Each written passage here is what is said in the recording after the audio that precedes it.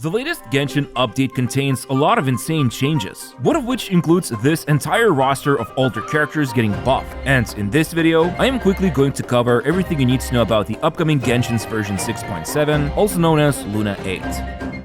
So, it's been finally confirmed. The Song of the Welkin Moon update cycle ends with us going to the moon. Yeah, I'm surprised as you are, although, to be honest, we did visit the moon briefly with Columbina during the story, but now it seems like this is literally going to be the next playable area, and it's a permanent addition to the game. Now, the developers showcased a lot of cool stuff during the stream, like the gravity is different in certain zones, so you'll need to utilize it in certain puzzles, and when traversing the areas. There's also a huge space elevator that takes you to the top of the moon, and from there, we can literally see Teyvat so clearly. Frankly, it's kinda weird to witness this as I'm floating around in space as the traveler. And yeah, there's a bunch more zones, like Lunar Sea, which contains dangerous blue areas you'll need to avoid, and on the far side of the moon, there's a sinister looking space base. Overall, the moon looks spectacular, but as usual, you'll be able to claim a bunch of Primogems within limited time by exploring it. And as I said, this is the last version update for Song of the Welkin Moon. So next update will be in Snezhnaya.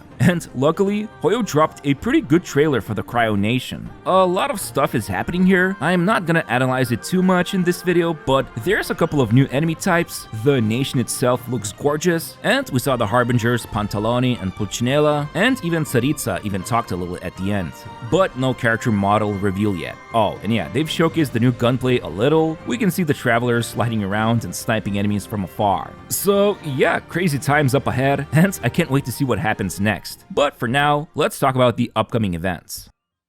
Okay, so after all those insane reveals, time for some a little more grounded content. And by that, I mean the main summer event called Sunny Summer Fontinalia. However, even if this is an event, its activities will remain permanent, although I'm guessing some of the rewards will still be time limited. Anyway, this main event revolves around the Fontaine cast of characters, including Sandrone. It will be located on Wriothesley's giant ship, the Wingalet. As for the event activities, you'll need to catch different kinds of aquatic life and put it into the aquarium. There's also this collectible system where you will need to fit inside the backpack and then display the stuff you caught back at the ship. Ultimately, it's all about generating revenue for the ship's aquarium and in result, claiming a bunch of rewards from it. And the rewards are pretty exciting. You can obtain a free copy of Charlotte and her new outfit, so that's pretty nice. However, there's also a paid outfit for Citlali. So if you're a Citlali enjoyer, you can now get her very own pajama costume. Oh, and by completing this main event, you can also obtain Ascension materials for Sandrone. Alright, moving over to smaller events. First one is called Final Long Range Sightlines, and it's a sniper elite type of event, if you ever played that game, minus the exploding skulls part. Then there's Dance Dance Easy Breezy Disco, which is making a comeback, and now we get to dance around with cute little Saurians. And then, of course, Repertoire of Myriad of Melodies will get yet another OST album to play around with, and Leyline Overflow will be, yet again, making a comeback. Oh, and as usual, Genius and Vacation TCG players will get to enjoy new cards. Check out this whole schedule here, and let's talk about Sandrone next. Finally, we get to take a closer look at Sandrone, who is a 5-star Cryo Claymore user. And the first, most important thing about her is that she wields a Stellar Linchpin Vision, which helps her enable the new Stellar Reaction, and these Stellar Linchpins hold a special connection to the third Descender. Now, the new reaction that Sandrone can enable is called Stellar Conduct, which replaces Superconduct. Basically, when triggered, Stellar Conduct transforms the surrounding area into Pole Star Field, or in other words, this star crystal appears, and within its boundaries, new stuff happens. And by that, I mean Stellar Conduct, Cryo, and Electro damage will be boosted within this field. In addition, certain characters will gain special abilities within this field, which I'll talk about in a moment. Other than that, this Stellar Conduct reaction also reduces physical resistance, just like Superconduct did. Still, when it comes to Sandrone's actual kit, she can unleash this special charge attack beam when holding down attack, and it will deal Stellar Conduct damage. However, to put it simply, this special charge attack beam can overheat, and the elemental skill needs to be triggered to reset it and shoot the beam once again. So it's all about alternating between charge attack and skill. And as for the burst, it's an AoE attack, but if Polestar Field exists, then some of the damage will be dealt as Stellar Conduct. Now, outside of combat, as you can see, Sandrone can float, or I guess fly around, and then when claiming daily commission rewards, if you do it with Sandrone, she can gain an extra dessert reward. and her passive ability allows her to invite other characters to have tea time together. Overall, she looks quite interesting, and soon enough, I'll be releasing my early access video about Sandrone, so be sure to subscribe to my channel. Still, let's not forget about the banner schedule. In Phase 1, Sandrone and Citlali will be the featured 5-star units along with their signature weapons, and then in Phase 2, Columbina and Raiden Shogun will be the featured 5 stars. Huh, I haven't seen Raiden in a while.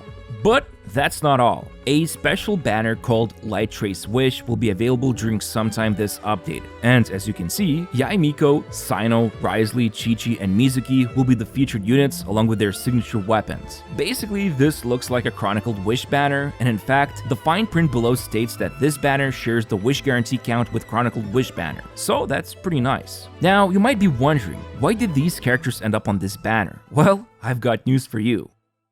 So yeah, a whole new batch of characters are getting buffed. Sort of. You see, by visiting Barbeloth with these characters shown here, they will draw a Lunar Arcana card and read their future. So it's kinda like Hexarite characters doing their witch's homework, but looks a bit more streamlined, I guess. But yeah, the point of this visit is to enable newfound powers for each of these characters. For example, Wriothesley is now able to restore more HP frequently within the pulsar field generated by the Stellar Conduct reaction, which means he can land more enhanced normal attacks. Or how about Yae Miko? Her burst no longer destroys her deployed totems, and when she's within the pulsar field, her totems will deal additional damage, which will count as Stellar Conduct damage. And then, my god, I can't believe this is happening, Chi-Chi also obtains a new power, which allows her skill to improve teams' damage like Stellar Conduct and lands additional attacks. However, she does need to be within the Polestar field as well. And then Cyno, poor Cyno, well, looks like his burst is now partially available to use when casting the skill. But yet again, just like the other units, he needs to be inside the Polestar field, which is generated by the Stellar Conduct reaction. Still, that's all the info we got during the livestream. There's a bunch more characters they didn't cover like Mizuki, Beto, and Diona, but I will be making a separate early access video as well and showcase to you every single new detail about these characters. Although, frankly, it does seem like the majority of the buffs have to do with the new Stellar reaction type, and for now, only Sandrone will be the enabler. So it's a bit of a bummer that we're following the same footsteps from Nodicry, where the new reactions are only possible to do with specific characters. And I'm not the biggest fan of this, but it is what it is, I guess. Alright, we only have a single quality of life change coming with the 6.7 update, but it's a big one, and that is the ability to quickly skip dialogue. That's right, we will no longer need to wait for the dialogue to completely finish when pressing a button, so the pacing will be a lot faster. The devs didn't disclose too much info about how this will work. For example, does this mean we can skip any dialogue in the game, because I'm thinking about the infamous Arnara questline and how much time this change could help save other poor souls who are about to undertake it. But yeah, otherwise, that's it for the quality of life changes. And then I quickly want to mention Miliastra. As you can see, new summer outfits will be added into the game, and you can claim some prismatic crystals and other rewards as well. On top of that, more freedom given to Miliastra creators when it comes to color palettes, and some more control is given for certain modes. And that's about it. Let me know in the comments if you guys are excited about this update. The fact that we go to the moon feels exciting to me, but also kinda weird. I feel like this magical kingdom experience is slowly fading away, and we're getting closer and closer to sci-fi elements of the game. Anyway, don't forget to press the like button on this video, subscribe to my channel, and wait for my early access videos of Sandrone and Stellar Conduct characters. I'll be posting them very soon. Thanks, and bye-bye.